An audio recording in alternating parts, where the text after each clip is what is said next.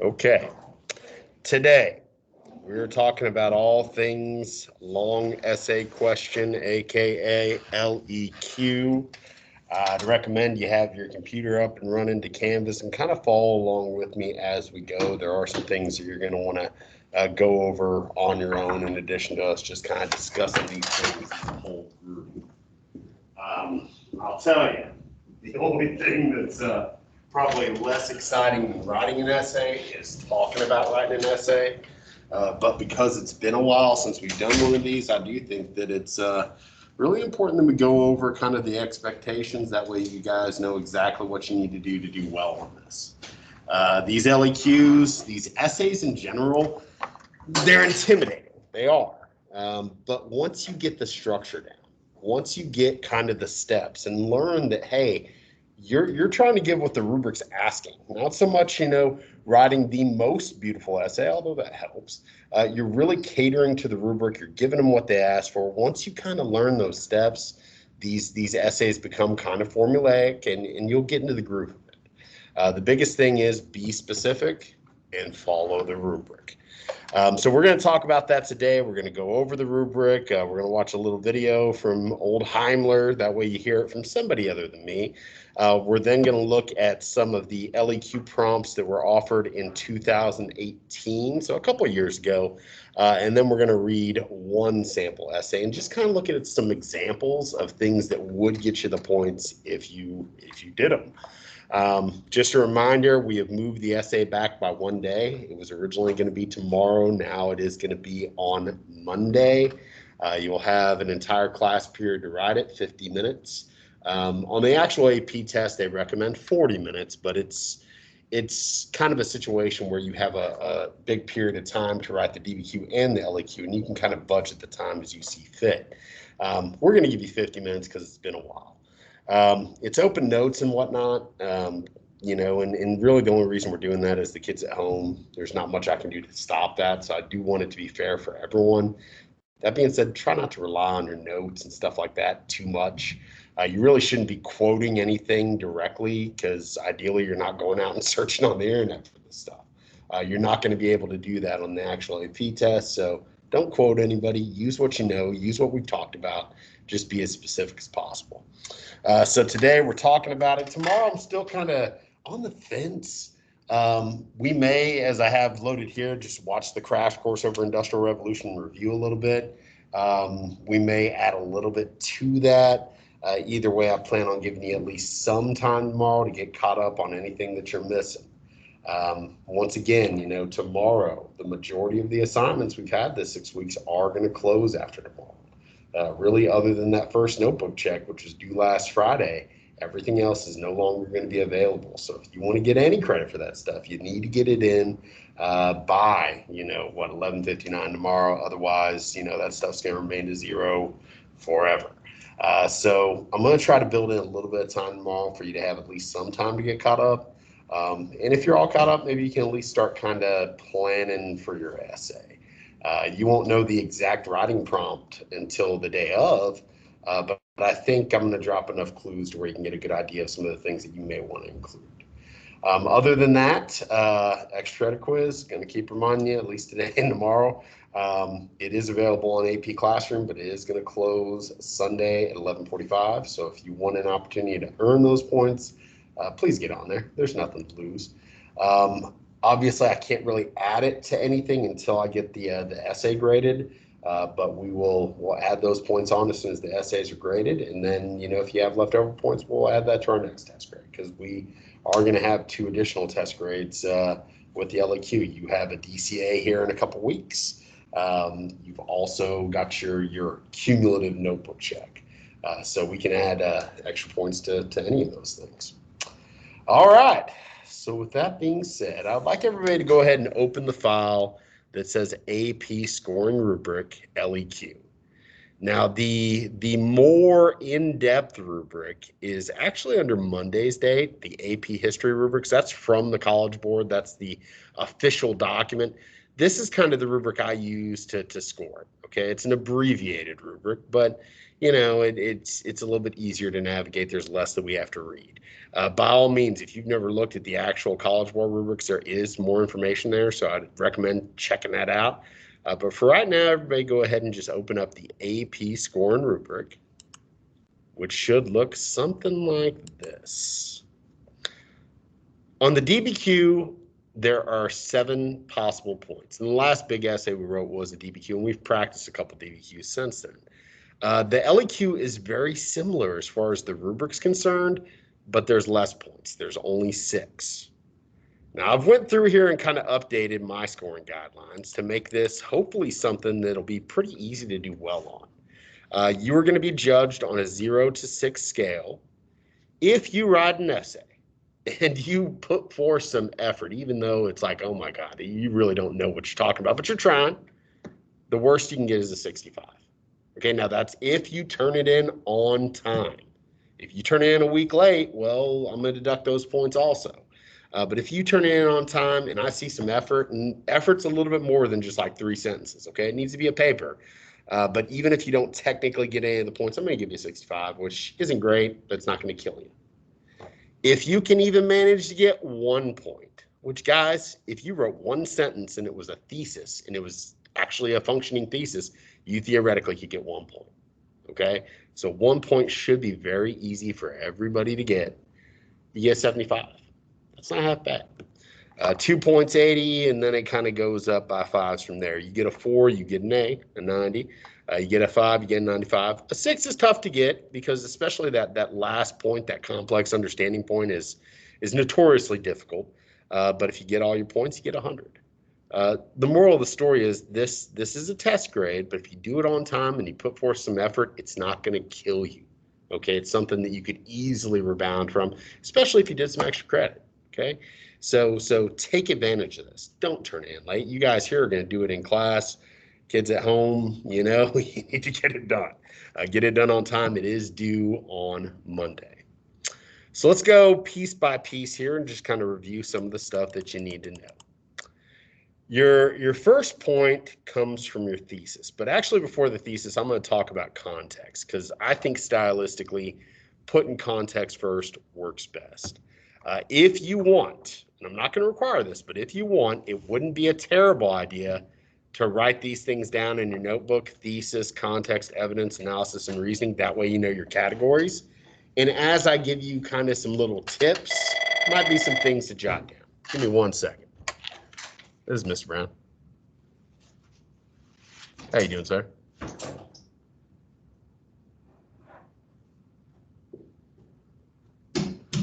Okay. Okay, no worries. Thank you, sir. Bye.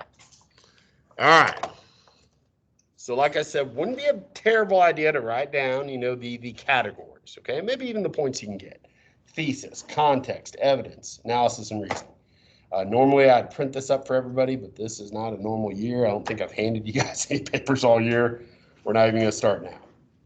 So let's talk about context first. And this is what usually throws people off. It's something that historically kids have had trouble with, but I'm telling you, it's one of the easier points to get. Context should be in your introduction. It has to be in your introduction. It is one of the things that there's a specific spot it has to be in. Ideally, you want to divide this into paragraphs because if it's just one long-running kind of rambling thought, it's kind of hard to say this is in the introduction. Because if it's not in the introduction, you don't get the point for it. Because it's too easy to confuse context with evidence, and that's a different point category. Ideally, start your essay off with your context. And we're talking about probably a good solid paragraph. 3 sentences, I would say, at least. And all this is background information. Okay, that's all it is. You're describing the broader historical context relevant to the prompt. So if you're writing an essay about the Industrial Revolution, tell me things that led up to the Industrial Revolution. Tell me where it started, why it started there, how this was such a big change. Tell me what life was like before industrialization. You're basically just painting a picture of the past. Now, you don't want to go too far, okay? You don't want to be writing about the Industrial Revolution and say, well, let's go back to the Neolithic Revolution in farming. And then, we don't need 10,000 years of history. We need about the previous century or so leading into that time period. What's the world like? Now, you got to be specific. Try to use some specific terms and names and people and places. That's what's really going to help to introduce this concept to the reader. Now, granted, this time I'm your reader, but eventually, if you're taking the AP test, it could be anybody. You need to pretend that the person that's the person that's reading this knows nothing about what you're writing about. So you got to introduce it. I've used the example before. If you get into a TV show and maybe they're like in season 2, and you're like, man, I don't know if I want to watch this. I got to go back to season 1. Well, the good thing is a lot of TV shows, they'll start off last season on, whatever. I've been watching Game of Thrones again because I love that show. And, hadn't seen it for a long time. I'd watched season 1, but I got to season 2 and they did a big 5-minute sequence of, last season on Game of Thrones. And they told me basically what had been going on. That way I could jump into season 2 and feel like, okay, yeah, I remember now. That's what you're doing with your context. Now, ideally, it should be at the beginning of your introduction. It could be at the end. If you want to do the thesis first, that's fine. But I think stylistically it makes more sense because if you introduce kind of the time period and your overall topic, bless you, I feel like it flows better if then you close out with your thesis statement, which also should be in your introduction. And that's basically your actual response to the writing prompt. So context, you're given the introduction, you're giving me some specific information. We're going to look at some examples here in a minute. Thesis, that's you answering the question. Whatever sort of question they gave you, okay, what is your argument? What is your response? Again, you need to respond to the prompt. You need a historical defensible claim. You need to establish your line of reasoning. It needs to respond to all parts of the prompt. Again, this is the point you're trying to prove throughout the rest of your essay. Now, like context, thesis has to be in some specific spots. It can either be in the introduction, or you can get credit if it's in the conclusion. I would put it in both places, okay? I would close out your introduction with your thesis. Hey, this is the point I'm trying to prove. Then for the rest of the essay, you're using specific examples to try to prove that you're correct. Then at the end, maybe you restate it. Maybe a little bit differently, but you restate it. And the idea is maybe because on the real thing, on the AP test, you're going to be rushing. You're not going to have all the time in the world. You're going to, yep, here's my thesis. And then sometimes through writing your essay, you figure out a better way to say it. Maybe something a little bit more specific. I've seen a lot of essays where I read the first thesis attempt, in the introduction, I'm like, that's kind of crap. Then I flip to the very end and look for it again. Sometimes they get credit there. Okay, so I would highly recommend putting it in both places, but it has to be either in the beginning or the end. If it's buried somewhere in the middle, it's not a thesis statement. Next, let's talk about evidence. Guys, evidence, think all this crazy vocabulary. Think all these crazy things I put in the PowerPoints and I highlight or I put in red. These are the things that we take notes over all the time. You want to be specific, though. If you're too vague, it's probably not going to work. One of the examples we're going to look at, the example essay we're going to look at is like the Columbian Exchange, ramifications or something of the Columbian Exchange. We'll look at it here in a second. If you just said, well, they brought a bunch of animals and diseases, that's technically right, but it's too vague. You're probably not going to get credit for that. Give me specific animals like horses. Give me specific diseases like smallpox. And to really sink it in, talk about those a little bit, why those are impactful. Okay, ideally, think vocabulary, think specific people, places, events, inventions, and then, prove in some way you actually know what those things mean. It's real easy to throw a bunch of names in there, but if it's not clear that you don't know what you're talking about, you may not get points for them. So ideally, almost kind of like the ACE format, if you introduce some sort of vocab, explain what it means. Okay, if you do that, you're going to get the points. Now, there's specific numbers here. Okay, it always says specific examples. They do not give you a specific number. Okay, they don't. And the reason is the College Board's kind of evil. They don't really decide until, all of us readers get together and we look at the essays, and then they kind of come up with their guidelines based on whatever the writing prompt was. Specific examples, though, is more than one. You can't just have one good piece of evidence in your whole essay and get this first point. So we're gonna kind of set a standard. Let's say to get this 1 point, for specific examples, let's say I need 4 pieces of evidence. 4 things that are relatively specific that help to prove that your thesis is correct. Again, you can't just drop random stuff that has nothing to do with the writing prompt. If you're writing about the Industrial Revolution and you start bringing up Julius Caesar and the end of the Roman Republic and stuff that is factual but has nothing to do with it, that there's not a clear connection, that counts for nothing. It needs to be on point. It needs to be relevant. It says relevant right in the rubric. So you can't just name drop. But 4 pieces, I'd maybe write that down. 4 pieces to get 1 point. To get the 2 points here, well, obviously we need a little bit more. So we're going to say 6 pieces. And again, this isn't official College Board policy. This is me, because I feel with that much evidence, you're going above and beyond.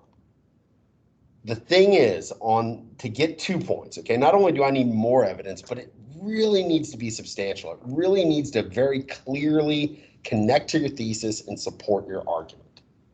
Okay, to get the 1 point, the connection can be a little bit looser as long as it kind of makes sense for it to be there.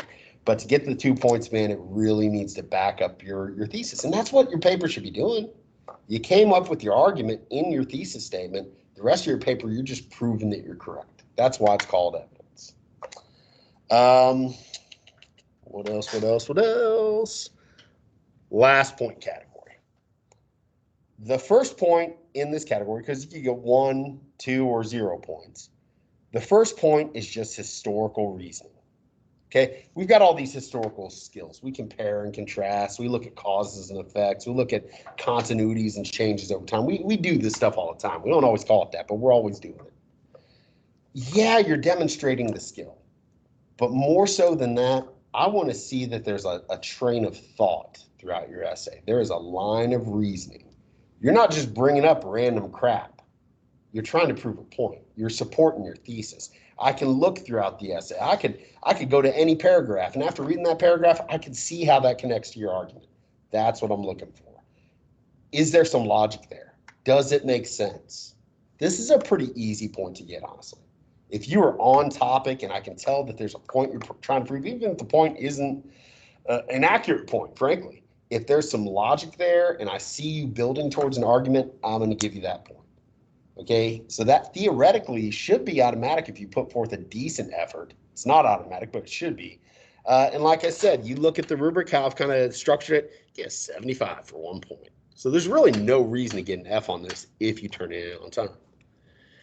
The last one, and we've talked about it before, this is your complex understanding point. Very difficult to quantify exactly what this is. I think I've told you guys before, I've worked for the College Board the last 4 or 5 years. Originally, I did nothing but SAQs. Last year with the weird stuff, I did DBQs. This is a point that it's hard for them to nail down. It is so subjective. Okay, they give you all this cockamamie stuff here. Oh, by modifying and corroborating, and that's meant to confuse you. It is. I want complexity. I want to read this and say, oh my God, they know what they're talking about. They didn't just give me 4 pieces of evidence or 6 pieces of evidence. They gave me 10. They went above and beyond. They formed an argument, and then maybe they included a counter argument at the end.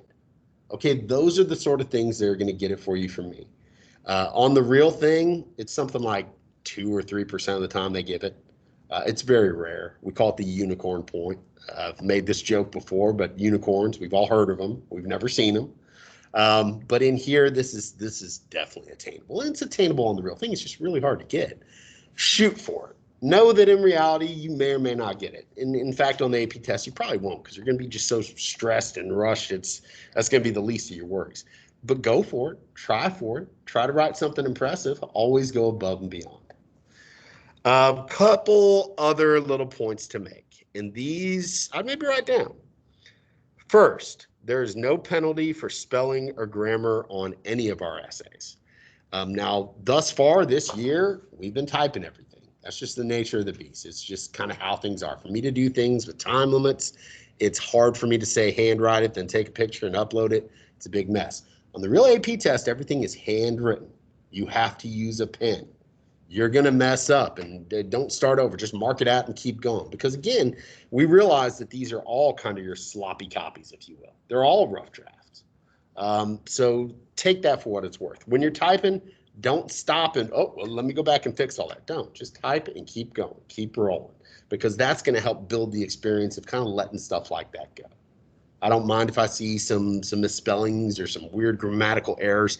As long as I can tell what you're trying to say, you're good. Next, and this is true of all of our writing, I read past your mistakes. You could have some stuff in the LEQ and an SAQ and a DBQ that is not true, that is factually inaccurate. That is okay. I don't take points off of your essay. You gain points as I come across stuff I can give you points for. If you got enough right, it's okay if there's a little bit that's wrong. So if you think you know something, throw it in there. Okay, it's not going to hurt you. Really, the more information you can throw in there, as long as enough of it's accurate, I can still give you points for that.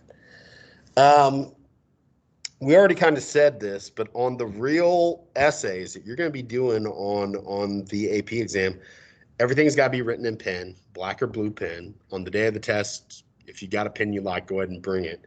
But also, you know, and it's one of the things I feel bad about in this class, but on our tests, on our essays, on our quizzes, I'd let you guys use your notes because, again, the nature of remote learning, it's too hard for me to ensure that the kids at home aren't doing the same thing. So I try to be fair as I can be. And in some ways, it's a disservice to you guys because that's not really getting you as prepared as I'd like to. But it's really the only choice I have. That being said, don't over rely on your notes. Do some studying. Have a game plan before you go in. Don't plagiarize. Obviously, don't copy and paste crap. That's not good. Use your notes if you need to, but really try to draw on what you've learned, what you actually know. That's going to be how you're going to get prepared for the AP test in May. Because there's no notes. Everything's going to be done by hand. You're not going to have a computer to access. I mean, if that's how you're getting through the class right now, you're not going to pass the AP test. You're just not, because it's a different thing. You need to study. You need to be prepared. I already said don't quote. Don't do that. Because, again, you're not going to be able to pull these quotes out of your head from direct sources on the AP test. So I don't want to see it on here. And one last thing, there's no mandatory maximum or minimum length, but I will tell you the good essays are usually 2, sometimes 3 pages. If you're writing 2 paragraphs, honestly, that's not enough. It's not enough to meet all the criteria here. You might be able to get some points, don't get me wrong. I mean, heck, if you just wrote a good introduction, that's 1 paragraph. You get your context and thesis, that's 2 points on this grading rubric. That's an 80. But you're not going to get 100. You're not going to do really, really good on it. So if you're shooting to be successful in here and get a really good grade and ultimately get prepared for the AP test, yeah, it's going to take a couple pages, usually, even though there's not really a mandatory maximum or minimum. So that is the rubric. You don't have to memorize it because, you'll always have in the prompt kind of a reminder of these things. But just kind of know these are the things you need to be working for. And even though the DBQ rubric's a little bit different, it's the same stuff. They just kind of change up the evidence section because a lot of it is relying on you using the documents. They also add in the cap piece where you're sourcing the documents. Other than that, the rubric is pretty much the same. All right. So now that I've said my little piece, sometimes it's good to hear it from another point of view. And I like this bearded guy, Heimler. He's pretty good at what he does. So we're going to watch a little video where he's going to break down his advice on how to do this. And again, very similar to what I've talked about, but he has his own little idiosyncrasies that he includes that I don't. The hope is hearing it from me, then hear it from him. Maybe at some point, the connections will get made if you kind of drown me out. If I talk too much, sometimes that does happen. I get it. So let's watch this, and then we will briefly look at some samples. I'll show you some resources, and then we'll pretty much be done. All right, How to Write an LEQ by our bearded friend, Mr. Heimler. Hey there, Mark. Well, hey there, and welcome back to Heimler's History. Now in this video, I'm going to teach you how to write the long essay question, or the LEQ for AP World History, AP US. And if you want to get super hardcore, he's got videos just on thesis writing, just on context, just on getting that analysis and reasoning, depth and complexity. And each of them are about the same. So again, I'll leave that up to you, but just take it for what it's worth. Also, his thesis statements, he is very fond of the complex thesis statement. Which is kind of you build a counter argument into your thesis. And that's mainly so you can shoot for that last point at the end. You don't have to do that, but it's a great habit to get into. History and AP European History. Those courses are all graded on the same rubric, so everything I'm about to tell you applies to all of them. So if you're ready to get them brain cows milked, I can think of. And yeah, these rubrics, they're the same for AP US History next year too. So, learn my AP essay cram course, which actually goes into much greater depth in how to write BBQs, LEQs, and SEQs for AP World, AP US, and AP European History. It's got examples for every point on the rubrics that will show you what earns the point and what doesn't. Plus, there's videos from this guy that you won't be able to find here on YouTube. So if you're struggling with these essays, then this might be the thing to help you. Link in the description below. So the LEQ is the last thing you're going to have to do on your exam. You will already pass through the multiple choice and the short answer questions and the DBQ. And if at that point you have any shred of a life and human dignity remaining in your soul, then you have what it takes to earn a perfect score on that essay, which should be a 6. Now you're going to have 40 minutes to write this essay, which is plenty if you know what you're doing. Additionally, they're going to give you a choice between 3 prompts on which to write. So obviously you should choose the one that you know the most about, and you can know before you get there what time periods they're going to be pulling their prompts from, because they've told us ahead of time. Just in case you like a tasty chart laying it all out for you, here it is for your immense satisfaction.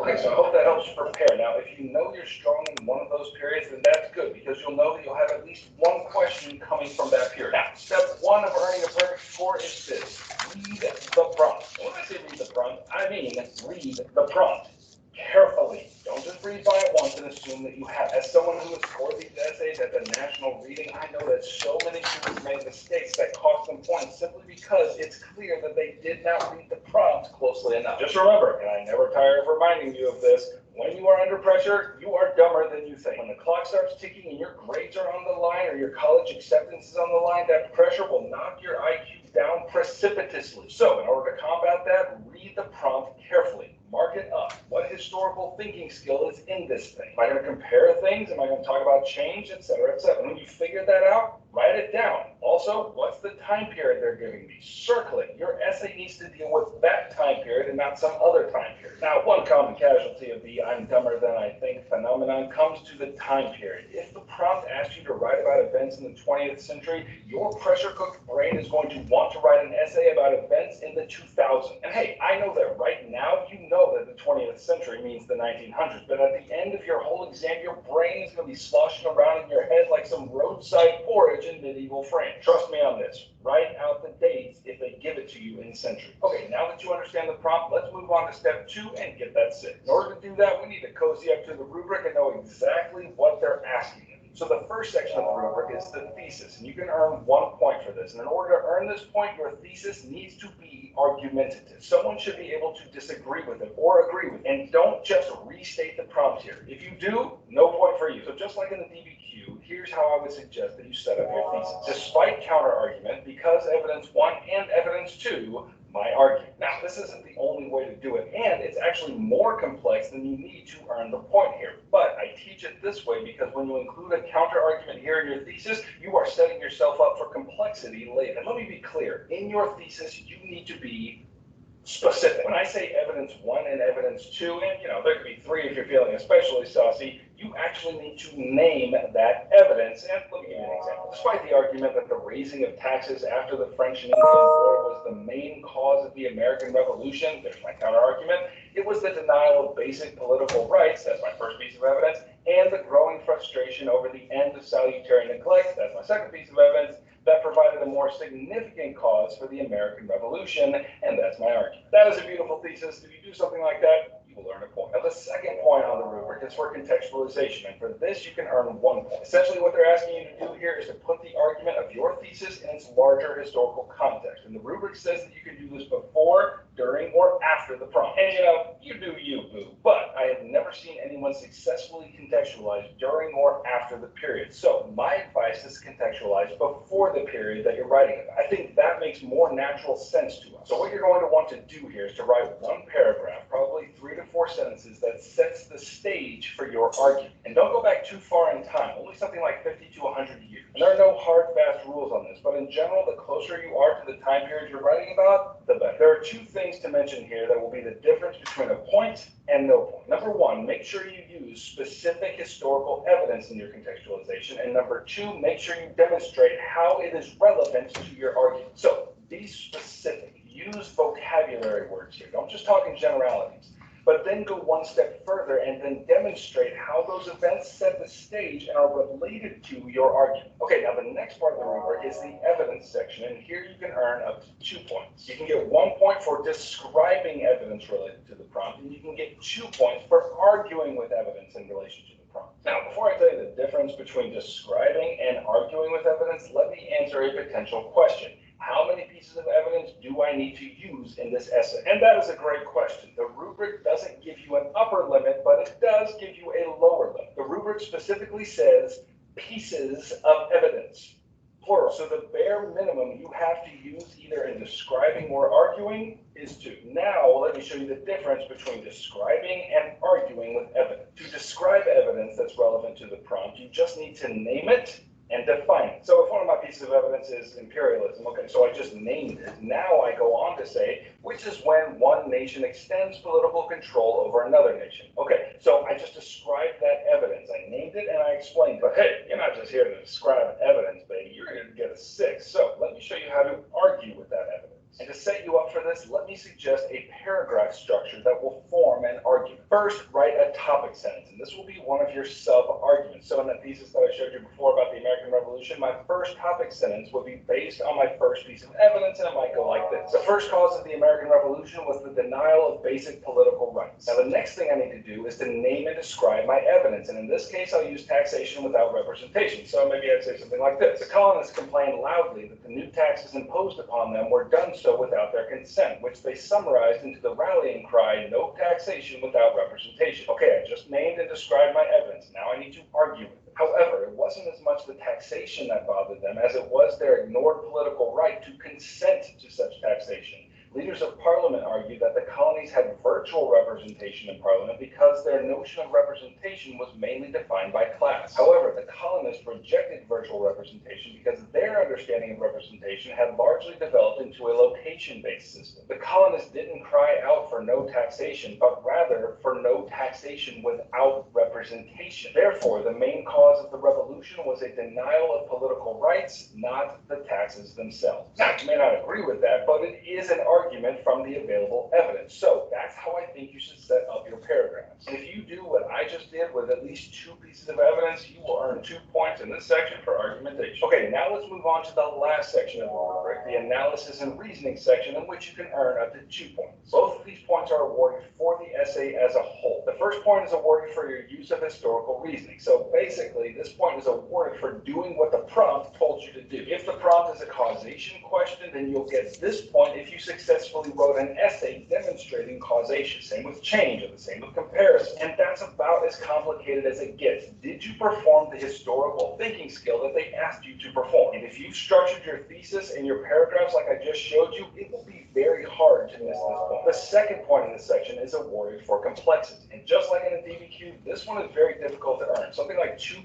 of essays earn this point. And there are many ways to get this point, so I'll just let you consult the rubric for yourself to see all the options. But I think the simplest way to get that point is to weave a counter argument throughout the essay. And I've already set you up for this in the thesis. You've already acknowledged there that there's another way to interpret the evidence you're using, but you're not convinced that that's the best way to interpret the evidence. So if you want to earn this point, my advice would be to use specific evidence in each paragraph that could support your counter argument. You can't just write in generalities about the counter argument. You need to provide evidence. So for the argument about taxes and political rights, maybe I can write about how that was more of a conviction among the elite, and that for the greater mass of Americans, economics was a greater cause of the revolution, and here's my evidence, etc., etc. So that's how you write an LEQ.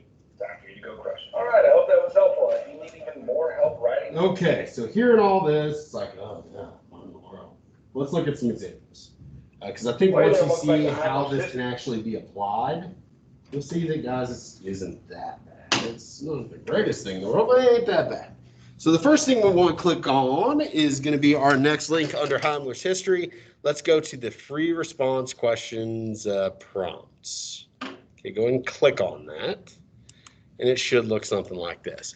Now, on the AP test, you've got the multiple choice section, and then they'll make you stop. Then you got the SAQ section, then they'll make you stop. You get a 10-minute break, and then you come back, and they're going to give you the prompts for the DBQ and the LEQ at the same time. They give you, what, I think 100 minutes to get both done. And they do recommend that you spend an hour on the DBQ, 40 minutes on the LEQ. You decide how much time you spend on each. But because the DBQ is more complicated and just more time consuming, that does kind of make sense. I'm giving you 50 minutes, but 40 minutes is a good rule of thumb. The good thing is, and we're not going to do this in class because it's too complicated, but on the actual test, they give you some choices on the LEQ. They don't on the DBQ, but you get some choices. It'll kind of look like this. They'll give you 3 options, 3 different time periods. This is a little bit older, so the time periods are different now, but 3 different time periods. And this is what I was saying, you know, they give you kind of a reminder of the rubric before you ever write these. So look that over just in case you need to. And then briefly on the actual test, scan over. Okay, you'll look at your options. First, look at the time periods. Man, what time period do I know the most about? And then you look at the topics, and you're like, oh, God. Well, I kind of know about this one. I'm going to roll with that. Okay, that's what you have to do. The examples we're going to show you come from something that you could probably actually write a decent essay on now. And this is kind of how it's structured. It'll be like a little introduction part, then it'll actually give you the prompt. In the period 1450 to 1750, oceanic voyages resulted in the Columbian Exchange, which transformed the Eastern and Western hemispheres. Develop an argument that evaluates how the Columbian Exchange affected peoples in the Americas in this time period. So when you read a prompt, just like he said, you know, make sure you know the dates, make sure you know the overall topic. And there's always like a little thing that, man, if you wrote a whole essay on how Columbian Exchange affected people in Europe, it could be brilliant. You get no points because technically you're away from the prompt. So spend a little extra time looking at it, really thinking. Then think about, okay, well, what do I know about the Columbian Exchange? What sort of things changed? You know, well, a lot changed in the Americas. You know, Native Americans, you know, were killed or died of European diseases, and new crops came over, and new technology, and European immigration, and the transatlantic slave trade. These are the sort of things that should be going through your mind. Guys, that's your thesis right there. You just need structure. Then you might think, well, how did we get up to this point? What was life like before the Columbian Exchange? What caused the Columbian Exchange? You know, how did this whole event get set in motion? That's your context. Okay, so you've already got some ideas. Once you kind of formulate them, spend a little bit planning it out, then you get right into it. Next, I want you to open the next file, which is the sample student responses and scoring commentary. This is from the College Board, obviously, but they're going to show you some examples, okay? Based on that prompt, here are some ways you could get each and every point. Here are some essays that actually did it. We're not going through this whole thing because it's like 18 pages, but let me just highlight a couple things. For example, they restate the prompt, they give you some notes. Here's a couple examples of some solid thesis statements. The Columbian Exchange had a profound impact on the Americas, most notably by diversifying American populations through migrations of Europeans and enslaved Africans, but also by introducing new crops and domesticated animals. Boom. Kind of what I just said. A little bit more eloquent, but that's all stuff you guys know. Doesn't have to look exactly like that, but it could. This one's not as good because it really only gives one effect, but the way that that prompt is structured, you can get away with it. Sometimes it asks for more than one thing. Sometimes you can get away with one thing. Usually, to be safe, give them more than one thing either way. But this one, the Columbian Exchange had a negative effect on the peoples of the Americas in the period 1450 to 1750 because many of them died from European diseases. And then the rest of the essay, you would obviously spend going into that in more detail. I don't like their context example here, so I'm going to skip that, but I'm going to show you a context example here in a second. Let's look at evidence. Now, for that first point, the evidence can be kind of weak. This is not my favorite, but this could probably give you a piece of evidence. Europeans' attempts to reach Asia by sailing west resulted in Europeans encountering the Americas.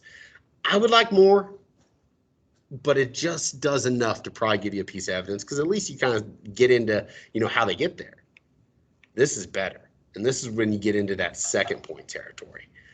For example, the introduction of Eastern Hemisphere diseases such as measles and smallpox, leading to sharp declines in the Amerindian populations soon after the arrival of the Europeans. Measles and smallpox is specific. Just saying diseases really isn't. Another one, the transfer of horses and cattle, allowing Europeans to make a living in the grasslands of North and South America, thereby driving out native peoples living in these areas.